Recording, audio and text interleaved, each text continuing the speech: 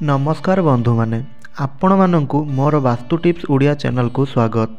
बंधु माने कौन आपण जानिछंती कि सोइबा समय रे आपणक मुंड पाखरे एमिति किछि जिनिस रखिबा द्वारा आपण होई पारंती दरिद्र। माँ लक्ष्मी आपणक घर को त्याग करि पारंती।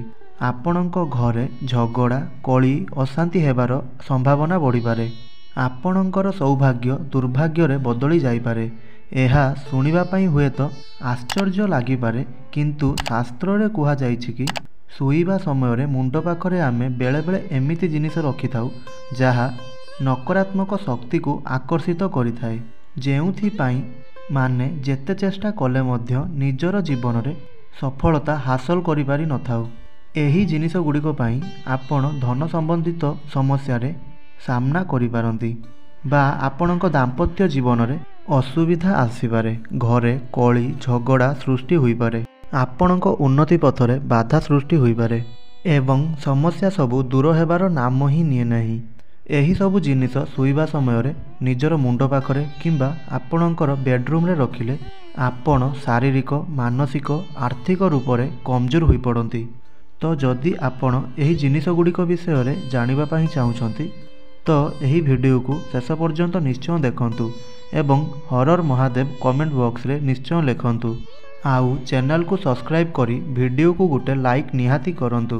तेबे चलंतु जानिबा जे शास्त्र रे निजर मुंड पाखरे केउ केउ जिनिस रखी सोइबा पई मना करा जाइछि। बंधु माने जेतेबेले आपण एकासह अनेक समस्या रे सामना करुथिबे तेबे गुटिए थर वास्तुशास्त्र को निश्चय मन पकांतु, कारण वास्तुशास्त्र आम जीवन रे सेतिकी महत्व रखे जेतिकी ज्योतिष शास्त्र आउ धर्म ग्रंथ। बंधु माने जेतेबेले आमे नुआ घर तैयारी करू वास्तु हिसाब रे ठीक दिग और सठिक समयर अनेक महत्व देई थाउ। ठीक सही परी सोइबा समय रे राति रे आमे जदि किछि भूल करि थाउ तेबे आम आखपाखर वास्तु बिगिड़ी जाए, जेउथिपाई आमको अनेक प्रकारर असुविधार सामना करने पड़े एवं आमको अशुभ प्रभाव देखा मिले। तेबे सही वास्तुगुड़िक कौन जहा राति रे सोइबा समय रे मुंड पाखरे किंबा निजर बिछना पाखापाखि रखिबा उचित नुहे। शास्त्र अनुसार व्यक्ति को सोइबा समय रे निजर मुंड पाखरे तांकर पैसा किंबा पर्स आदि जिनिस रखिबा उचित नुहे, कारण तांको पैसा माँ लक्ष्मी सहित जड़ित अटे।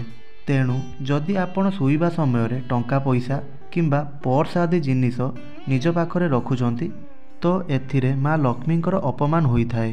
सोइबा समय रे आखपाखरे अनेक नकारात्मक ऊर्जा एकाठी होई जाए एवं जदि आपण सोइबा समय रे पर्स किंबा टंका पैसा भली जिनिस रखी सोउछंती तेबे समस्त नकारात्मक शक्ति आपणक धन लक्ष्मी को प्रभावित करे, जेउथि पई आपणक धनर हानि होई पारे। आपणकर खर्च बढ़िबाकू लागे एवं आपण आर्थिक रूप से कमजोर होई पारंती। सेथिपाई सोइबा समय रे टंका पैसा आउ पर्स भली जिनिस निज बिछना रे रखंतु नाही। बंधु माने आजिकालिका आधुनिक जुगरे सोइबा आगरु मोबाइल आउ लैपटॉप भली जिनिसर व्यवहार करिथांती।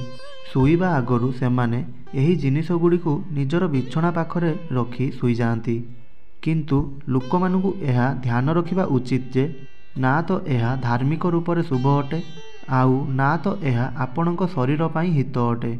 आमे जेबे भी किछि इलेक्ट्रोनिक जिनिस को निज पाखरे रखी सोई थाउ सेठू बाहरुथिबा रश्मि आमको मानसिक रूप से रोगी बनाई दिए। एहा छड़ा एही सबु रश्मि नकारात्मक शक्ति को निज भीतर को अवशोषित करे, जेउथिरे एहार कुप्रभाव आपणक शरीर उपरे मध्य पड़ी पारे। तो जदि आपणकर एही सबु अभ्यास अछि तो आज ही आपण एही सबु अभ्यास को छाड़ी दियंतु। बंधु माने केतेक लोकंकर सोइबा समय रे बही पढ़िबार अभ्यास थाए एवं बही पढ़ी सारी सेमाने कोन करंती ना निजर मुंड पाखरे सेही बही को रखी सोई जांती। शास्त्र अनुसार जदि आपण पढ़ा लेखारे रुचि रखंती एवं सोइबा समय रे आपणक बिछना रे बही न्यूज़पेपर आदि रखी सोउछंती तो एमिति कले माँ लक्ष्मी सह माता सरस्वतींकर मध्य अपमान करुछंती। आपणक जीवन विषादग्रस्त होई रहिबो आउ आपण मानसिक रूप से असुस्थ रहिबे। तो जदि आपण भी बही पढ़िबारे रुचि रखंती तो सोइबा पूर्वरु सही बही को ठीक स्थान रे रखी सोइबा उचित। ଏହା ବ୍ୟତୀତ ବାସ୍ତୁଶାସ୍ତ୍ରରେ କୁହାଯାଏ କି ଆପଣଙ୍କ ରୁମ୍ରେ ଆଇନା ରଖିବା ଉଚିତ ନୁହେଁ। ଆଉ ଯଦି ଆଇନା ଲଗାଉଛନ୍ତି ତ ଧ୍ୟାନ ରଖନ୍ତୁ କି ନିଜ ବିଛଣାର ଆଉ ଆପଣଙ୍କର ଆନ୍ତରିକ ମୁହୂର୍ତ୍ତର ପ୍ରତିଛବି ଯେମିତି ସେହି ଦର୍ପଣରେ ନ ପଡ଼େ, କାରଣ ଏମିତି ହେଲେ ଆପଣଙ୍କର ଦାମ୍ପତ୍ୟ ଜୀବନ ଖରାପ ହୋଇପାରେ। ସ୍ୱାମୀ ସ୍ତ୍ରୀଙ୍କ ମଧ୍ୟରେ ଝଗଡ଼ା କଳି ବଢ଼ିଥାଏ ଏବଂ ଆପଣଙ୍କ ଜୀବନରେ ବାଧା ଆସିବା ଆରମ୍ଭ ହୋଇଯାଏ। ଏହା ଛଡ଼ା ଯଦି ଆପଣ ଆଇନା ରଖି ଶୋଉଛନ୍ତି ତେବେ ଚେଷ୍ଟା କରନ୍ତୁ କି ଶୋଇବା ଆଗରୁ ଆଇନାକୁ ଗୋଟିଏ କପଡ଼ା ଦ୍ୱାରା ଘୋଡ଼ାଇ ଦେବେ। ଏହା ବ୍ୟତୀତ ଆପଣ ଜଣେ ମହିଳା ହୁଅନ୍ତୁ କିମ୍ବା ପୁରୁଷ, ଶୋଇବା ସମୟରେ ନିଜର ରୁମ୍ରେ ହେମଦସ୍ତା ରଖନ୍ତୁ ନାହିଁ। ଏହାକୁ ରଖି ଶୋଇଲେ ସ୍ୱାମୀ ସ୍ତ୍ରୀଙ୍କ ମଧ୍ୟରେ ବୁଝାମଣା ନଷ୍ଟ ହୋଇଥାଏ, ଅଶାନ୍ତି କଳହର ପରିସ୍ଥିତି ସୃଷ୍ଟି ହୁଏ, ପାରିବାରିକ ବାଦ ବିବାଦ ବଢ଼ିବାକୁ ଲାଗେ।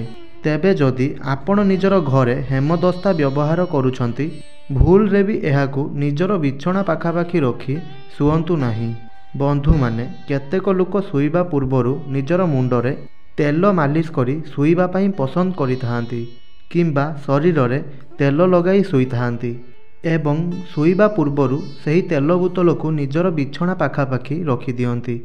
ଆଉ ଯଦି ଆପଣ ବି ଏମିତି କରୁଛନ୍ତି ତ ଆପଣଙ୍କୁ ଅନେକ ପ୍ରକାରର ଅସୁବିଧାର ସାମ୍ନା କରିବାକୁ ପଡ଼ିବ, କାରଣ ଆପଣଙ୍କ ପାଖରେ ରଖିଥିବା ତେଲର ବୋତଲ ଆପଣଙ୍କ ଜୀବନରେ ଶନିଦେବଙ୍କର ବକ୍ର ଦୃଷ୍ଟିକୁ ବଢ଼ାଇବାର କାମ କରିଥାଏ ଏବଂ ଆପଣଙ୍କୁ ଆର୍ଥିକ, ଶାରୀରିକ, ମାନସିକ ରୂପରେ ରୋଗଗ୍ରସ୍ତ କରିପାରେ। ତେଣୁ ଯଦି ଆପଣଙ୍କୁ ବି ତେଲ ଲଗାଇ ଶୋଇବାର ଅଭ୍ୟାସ ଅଛି ତ ତେଲକୁ ନିଜଠାରୁ ଦୂରରେ ରଖି ଶୋଇବା ଉଚିତ। ତାହା ହେଲେ ହିଁ ଆପଣ ନିଜର ଜୀବନରେ ସୁଖୀ ରହିପାରିବେ। ବନ୍ଧୁମାନେ, ଶୋଇବା ସମୟରେ କେବେ ବି ନିଜର ବିଛଣା ପାଖାପାଖି ଜୋତା ଚପଲ ରଖନ୍ତୁ ନାହିଁ, କାରଣ ଜୋତା ଚପଲ ବାହାରୁ ଆସିବା ସମୟରେ ରାସ୍ତାର ସମସ୍ତ ନକାରାତ୍ମକ ଶକ୍ତିକୁ ନିଜ ଭିତରକୁ ନେଇନିଏ। ଶୋଇବା ସମୟରେ ସେହି ନକାରାତ୍ମକ ଶକ୍ତି ଆପଣଙ୍କ ଉପରେ କୁପ୍ରଭାବ ପକାଇଥାଏ ଆଉ ଆପଣଙ୍କୁ ଦୁଃସ୍ୱପ୍ନ ଆସିଥାଏ। ତେଣୁ ଏହି ଅଭ୍ୟାସକୁ ଆପଣ ନିହାତି ବଦଳାଇ ଦିଅନ୍ତୁ, ନଚେତ୍ ଆପଣଙ୍କ ଘରକୁ ଦରିଦ୍ରତା ଆସିବାକୁ ଡେରି ଲାଗିବ ନାହିଁ। ବନ୍ଧୁମାନେ, ଆମ ସମସ୍ତଙ୍କର ଅଭ୍ୟାସ ଥାଏ କି ଆମେ ଶୋଇବା ପୂର୍ବରୁ ପାଣି ଭର୍ତ୍ତି କରି ନିଜର ବିଛଣା ପାଖାପାଖି ରଖିଥାଉ, କାରଣ ରାତିରେ ଶୋଷ ହେଲେ ଆମେ ସେହି ପାଣିକୁ ପିଇଥାଉ। ଯଦି ଆପଣ ବି ନିଜର ରୁମ୍ରେ ପାଣି ରଖି ଶୁଅନ୍ତି, ତେବେ ଭୁଲରେ ବି ଆପଣ ସେହି ପାଣି ବୋତଲକୁ ନିଜର ମୁଣ୍ଡ ଆଡ଼େ ରଖନ୍ତୁ ନାହିଁ, କାରଣ ଏମିତି କଲେ ଆପଣଙ୍କର ଚନ୍ଦ୍ରମା କମଜୋର ହୋଇଥାଏ ଏବଂ ଆପଣ ମାନସିକ ରୂପରେ ରୋଗଗ୍ରସ୍ତ ରହିବେ। ଏଥିରେ ଆପଣଙ୍କୁ ମୁଣ୍ଡ ବିନ୍ଧା, ମାଇଗ୍ରେନ୍ ଭଳି ସମସ୍ୟା ଦେଖା ଦେଇପାରେ। ବନ୍ଧୁମାନେ, ଏହା ଥିଲା ସେହିସବୁ ଜିନିଷ ଯାହାକୁ ଶାସ୍ତ୍ର ଅନୁସାରେ ନିଜର ବିଛଣା ପାଖରେ ରଖିବାକୁ ମନା କରାଯାଇଛି। ବନ୍ଧୁମାନେ, ଭିଡ଼ିଓଟି ଆପଣଙ୍କୁ ଯଦି ଟିକେ ବି ଭଲ ଲାଗିଥାଏ ତେବେ ଏହି ଭିଡ଼ିଓଟିକୁ ଲାଇକ୍ କରି କମେଣ୍ଟ ବକ୍ସରେ ଜୟ ମା ଲକ୍ଷ୍ମୀ ଲେଖି ମୋର ଏହି ଚ୍ୟାନେଲଟିକୁ ନିଶ୍ଚୟ ସବସ୍କ୍ରାଇବ୍ କରନ୍ତୁ। ଧନ୍ୟବାଦ।